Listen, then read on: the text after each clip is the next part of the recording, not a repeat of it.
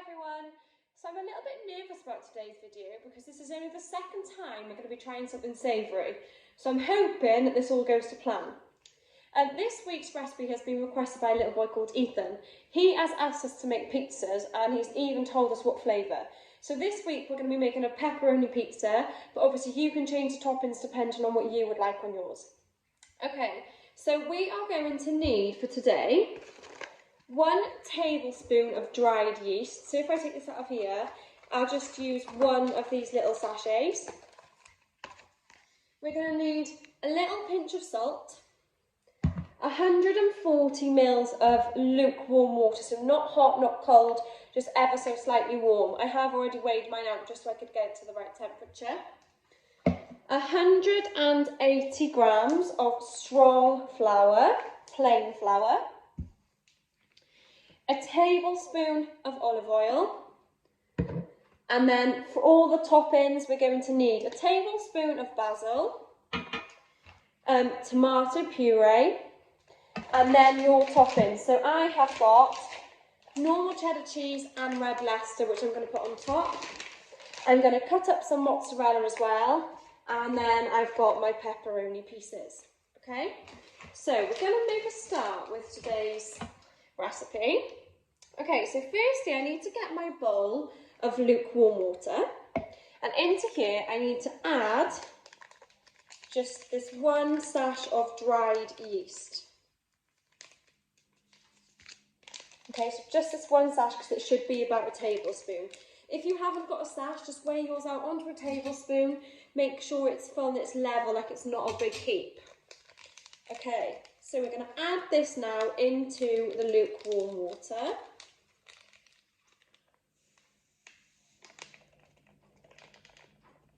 And we're just going to add into there as well a little pinch of salt. Okay, and that's it. And then we're just going to mix that around with a fork until that's all stirred in. Yeast actually smells quite funny, which I never realised before. It doesn't smell very nice.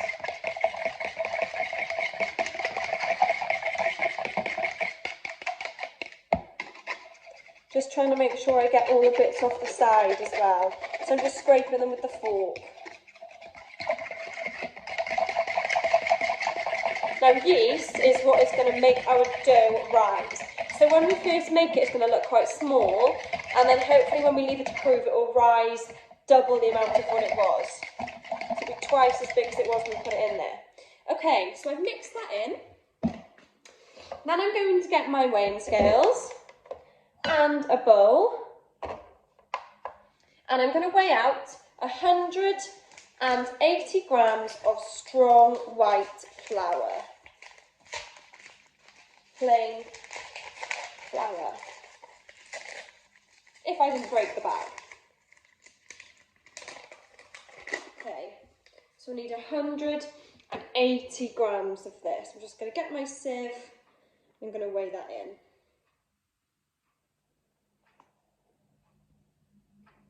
Okay, so I've got 64, so I've got quite a bit to do. 120, if I'm on 120 and I need to get to 180, what do I need to add? Oh, that might be a bit much. I need 60 and I think that's a little bit too much. Okay, I'm on 163, 173, 179. 180, so I'm going to put that back in there, hopefully not spill too much. Okay, now once you've weighed out the flour, you then have to make a well in the middle. So put your weighing scales to one side, just get the flour flat, and then it just means a well needs to make a little hole in the middle. So I'm just going to make a little hole in there. And this is where we're going to add the water mixture with the yeast and the salt. And then we're also going to put our tablespoon of olive oil in there as well. So I'm just going to pour that into my well, into my hole, this mixture of yeast, salt and water.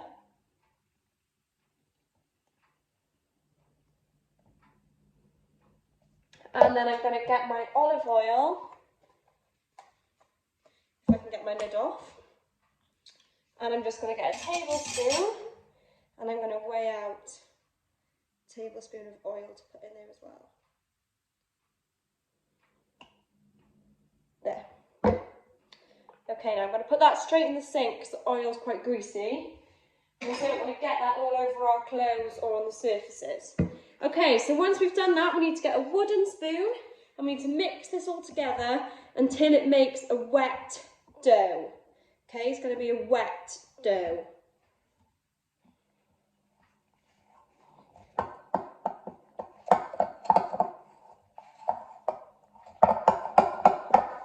So mix that all in together.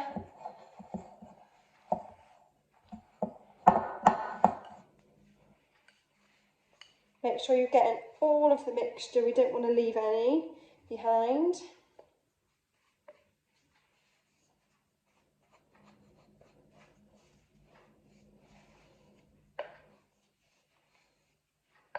Okay, so it's quite wet to touch. It doesn't look too bad.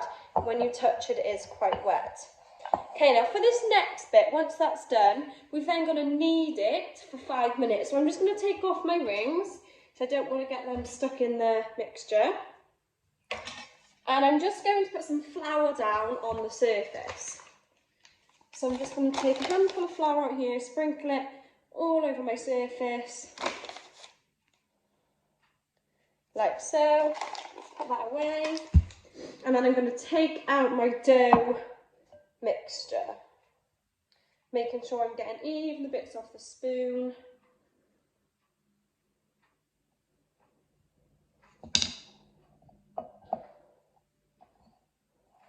And I'm making sure I get the last little bits as well out of the bottom of my bowl. So I don't want to waste any of my dough. So I'm sticking them all in. Okay, and I'm just going to put the bowl to one side. And then this is when we start kneading for 5 minutes, okay? I'm just going to put that down onto the floured mixture and then we're going to knead it like this. Okay? So using our knuckles, we're just going to knead that dough together.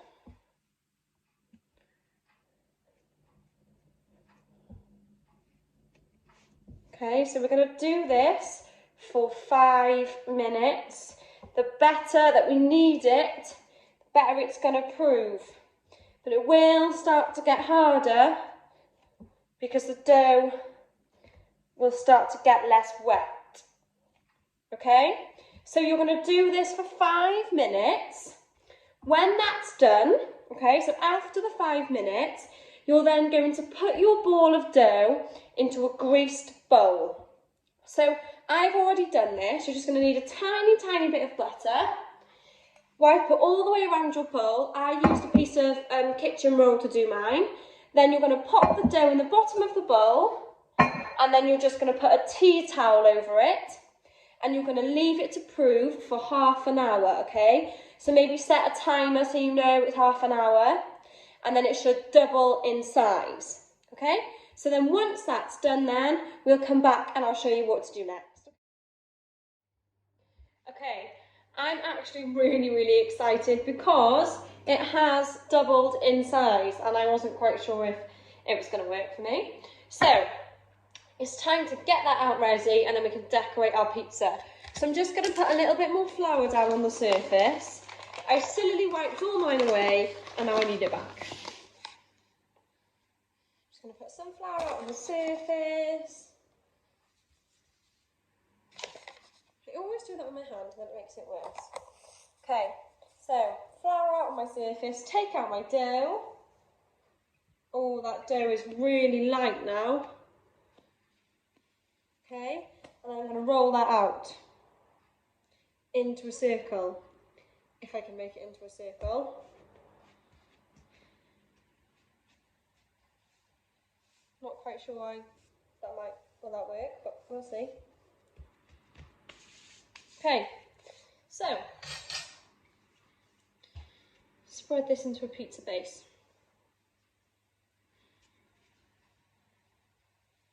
Looks close enough to a circle to me.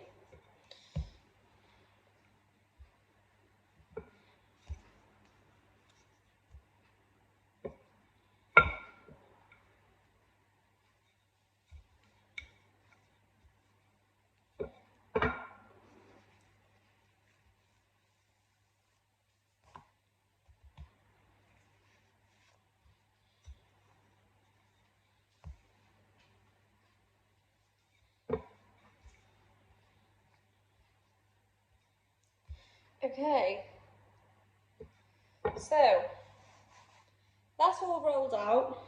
I'm going to get a little bit more flour, lift this up and just put some underneath to make sure it doesn't stick now when I'm decorating it with all my favourite ingredients and lots of cheese.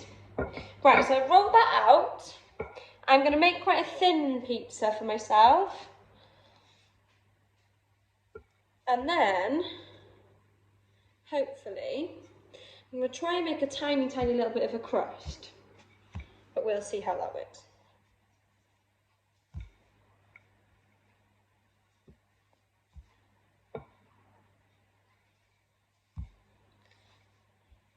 Okay, so it's kind of a circle. It's close enough to a circle I think I'm going to get. Maybe the crust might be a bit tricky. I think I might leave it flat. I don't want to ruin it by adding a crust. Because what I thought about was folding the edges in a little bit, but no, it looks too wrinkled. Okay. Just rolling it out so it makes more of like an even circle. Okay, so once you've rolled that out into a circle, me being the perfectionist I am, just maybe making it a bit round. Okay, you're going to get a fork and you're just going to stab holes into it. I could tell you the reason for doing this, but I don't actually know. But you just got to stab holes into your pizza base.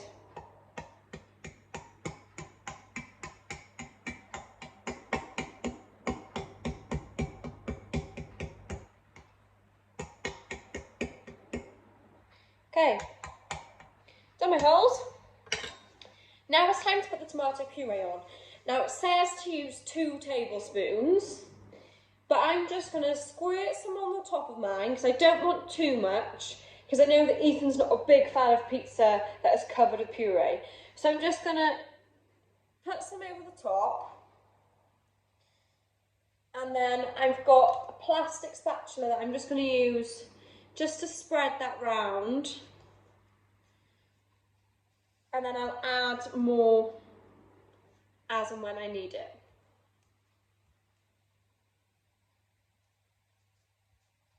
Make sure you get right to the edges as well.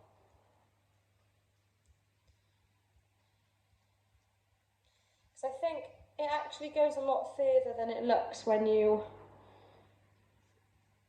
pipe it on. So 2 tablespoons might be a little bit much, but it just depends really how much tomato you like on your pizza.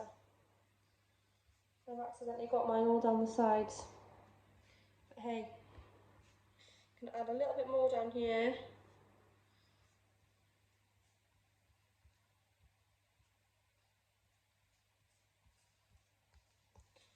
This is actually quite therapeutic making this pizza. Quite enjoying myself today. And as you can see probably from my top, I've made a bit of a mess. I've kind of got flour everywhere. But the best way to be is messy.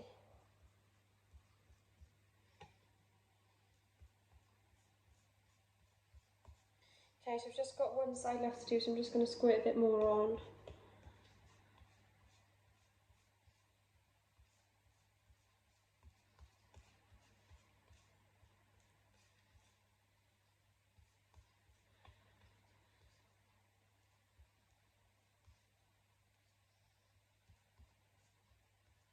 Nearly there now. The pizza's nearly covered.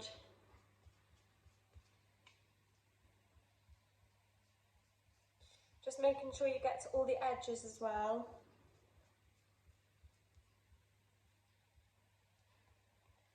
Okay, so I have covered my pizza in puree. I'm just putting a little bit over the middle bit. So now it's time to decorate. So the tomato puree's on. Now I'm going to put my cheese. Now I love cheese, so I've actually got red Leicester, which is the orange cheese. I've got grated cheddar cheese, and I've got pieces of mozzarella. So firstly, I'm just going to sprinkle some red Leicester over my pizza.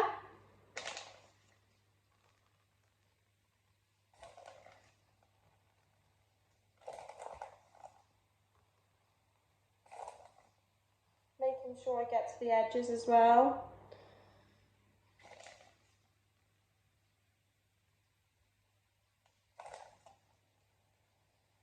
So I'm covering all of my pizza. I'm putting quite a lot of cheese on mine.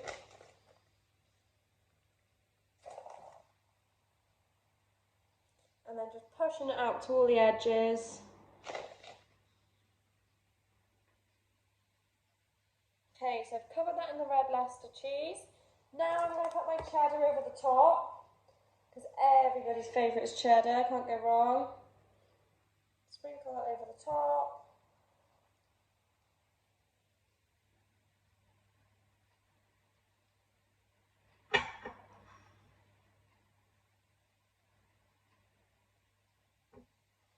And then I'm just going to put some pieces of mozzarella on there.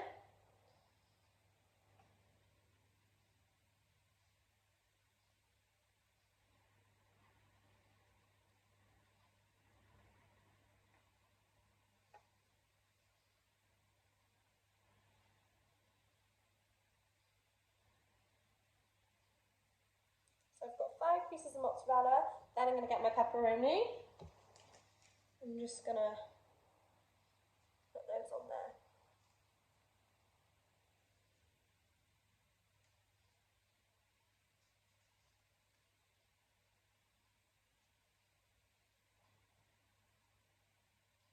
Now you can decorate yours with whatever you want. You might want to put pineapple on, but who knows? Some people like pineapple on the pizza, some don't. It's completely up to you how you decorate your pizza. So I've done pepperoni because that's what Ethan likes, but you can use whatever toppings you like. You can add onions, you can add peppers, garlic, mushrooms, you can have a meat feast, you can even try and make your own Domino's pizza. So it's completely up to you what you fancy doing. So I think my pizza is finished. So once it's decorated, you then need to lift that onto an oiled baking tray. So get a tray and cover it in baking paper. Now I've just put pegs on the side to keep my paper in place because it really annoys me when it moves around. And then I'm just going to get the olive oil that I had earlier and I'm just going to sprinkle a little bit over the top of the paper. And then I'm just going to rub that in. Oh, do you know what? I might use the back of one of my tablespoons and I'm just going to rub that over there. Cover the whole tray, like that. This will just hopefully stop it sticking then.